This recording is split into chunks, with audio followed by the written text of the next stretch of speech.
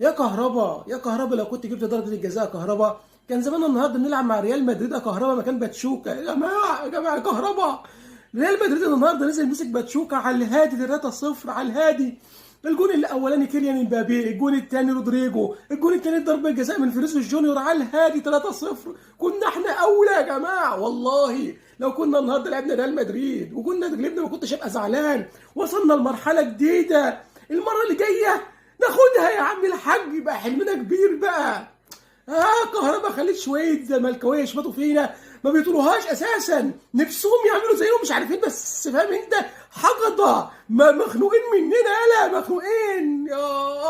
عوضنا بقى في كاس العالم للانديه، ان شاء الله نعمل حاجه جديده في كاس العالم للانديه. عايزين صفقات، عايزين رجاله في الملعب، عايزين نكسب الثلاث مباريات اللي جايه في كاس العالم للانديه. اصحوا يا رجاله، انسوا اللي فات وخلينا في اللي جاي، وان شاء الله جاي احسن للاهلي.